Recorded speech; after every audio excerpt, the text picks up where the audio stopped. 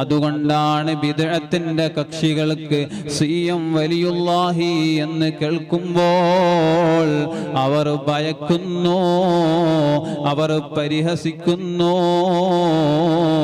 എന്തൊക്കെയാണ് പറഞ്ഞുകൂട്ടുന്നത്?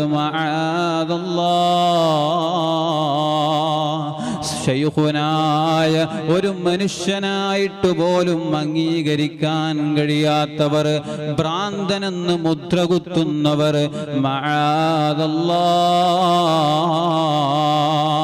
കാരണം ബിദ്അത്തിനോട് ശൈഖുനാക്ക് വെറുപ്പായിരുന്നു, ബിദ്അത്തിനോട് ശക്തമായ എതിർപ്പായിരുന്നു. അതുകൊണ്ട് അവർക്ക് ഏറ്റവും വലിയ വെറുപ്പുള്ളവരായി ശൈഖുനാ.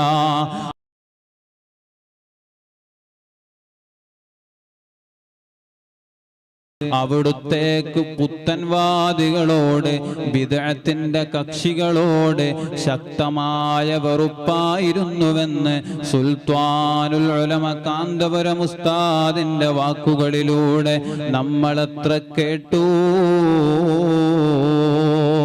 അതുകൊണ്ടാണ് ബിദ്അത്തിന്റെ കക്ഷികൾക്ക് സിയം വലിയുല്ലാഹി എന്ന് കേൾക്കുമ്പോൾ അവർ ഭയക്കുന്നു, അവർ പരിഹസിക്കുന്നു. എന്തൊക്കെയാണ് പറഞ്ഞുകൂട്ടുന്നത്? ശൈഖുനായ ഒരു മനുഷ്യനായിട്ട് പോലും അംഗീകരിക്കാൻ കഴിയാത്തവർ, ഭ്രാന്തനെന്ന് മുദ്ര കുത്തുന്നവർ, കാരണം ബിദ്അത്തിനോട് ശൈഖുനാക്ക് വെറുപ്പായിരുന്നു, ബിദ്അത്തിനോട് ശക്തമായ എതിർപ്പായിരുന്നു. അതുകൊണ്ട് അവർക്ക് ഏറ്റവും വലിയ വെറുപ്പുള്ളവരായി ശൈഖുനാ. അതുകൊണ്ട് പ്രിയപ്പെട്ടവരെ, നമ്മൾ സ്വലാത്തു ചൊല്ലുന്നത് നമ്മൾ രക്ഷപ്പെടാൻ വേണ്ടിയാണ്.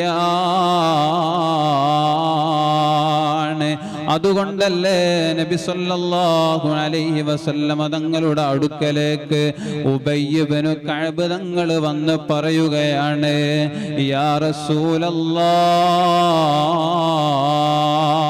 ഇന്നി അക്സിറു സ്വലാത്ത അലൈക ഫകം അജ്അലു ലക മിൻ സ്വലാത്തി.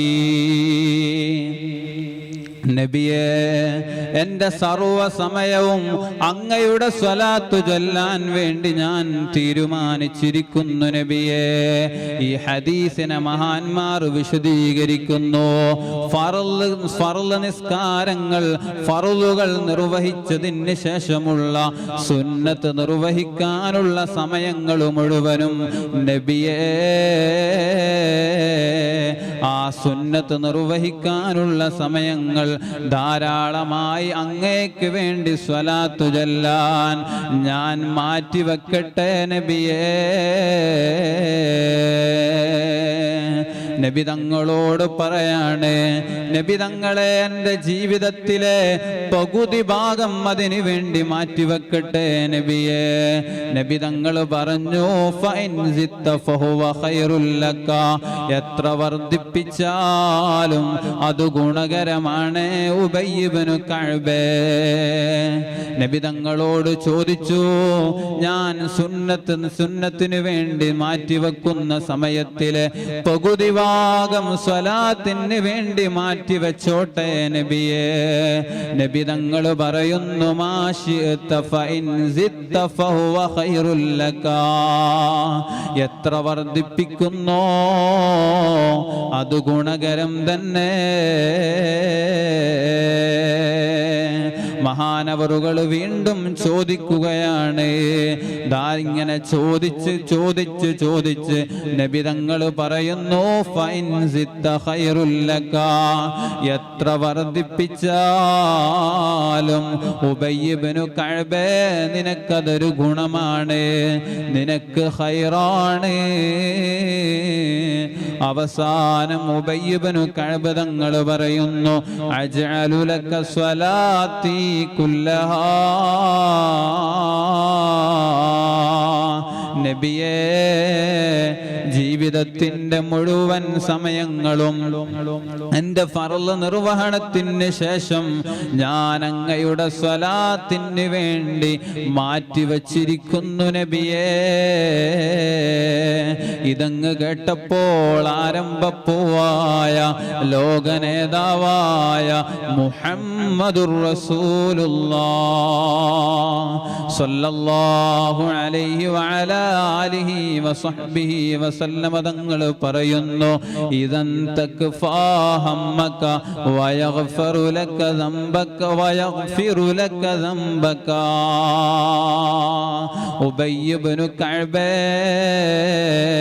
അങ്ങനെയാണെങ്കിൽ ഇരുലോകത്തെയും നിന്റെ ടെൻഷനുകൾക്കത് പരിഹാരമാണ്, എല്ലാ പ്രശ്നങ്ങൾക്കും പരിഹാരമാണ്,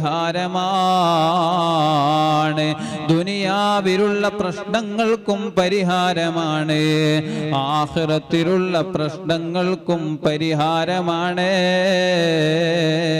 വിജയിക്കാനതു മതിയേ. പാപം പൊറുക്കാനും സ്വലാത്ത് കാരണമാണ്. പ്രതിസന്ധികൾ മാറാനും ആഗ്രഹങ്ങൾ ഉദ്ദേശങ്ങൾ സഫലീകരിക്കാനും സ്വലാത്ത് കാരണമാണ്.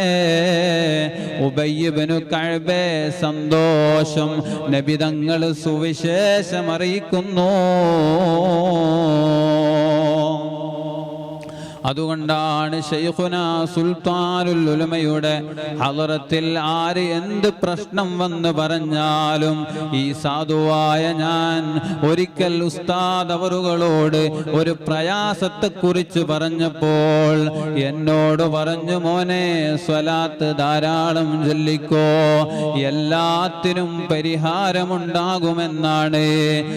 ജനലക്ഷങ്ങൾ ഒരുമിച്ച് കൂടുന്ന സദസ്സിൽ സുൽത്താനുൽ ഉലമ അവർക്ക് പറഞ്ഞു കൊടുക്കാറുള്ളത് സ്വലാത്ത് ചൊല്ലണേ എന്നാണ്.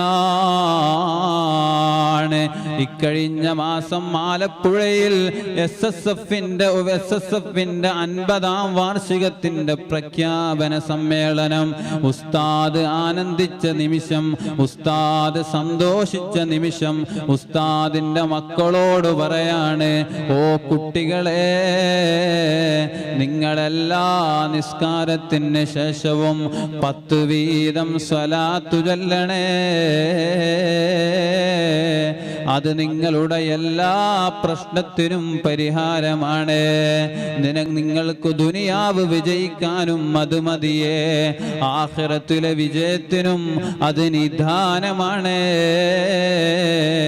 സുൽത്താനുൽ ഉലമയെ സന്ദർശിക്കാൻ വരുന്നവരോട് അവരോടും പറഞ്ഞു കൊടുക്കാറുള്ളത് സ്വലാത്തു ചൊല്ലണേ. എന്നിട്ട് അവിടുത്തെ നാവ് കൊണ്ട് തന്നെ ഒരു സ്വലാത്തങ്ങ് പറഞ്ഞു കൊടുക്കുന്നു. പ്രിയപ്പെട്ടവരെ, എല്ലാ വിജയത്തിൻ്റെയും നിദാനം മുഹമ്മദുർ റസൂലുള്ളാഹ് സ്വല്ലല്ലാഹു അലൈഹി വഅലാ ആലിഹി വസഹ്ബിഹി വസല്ലമ തങ്ങളാണ്.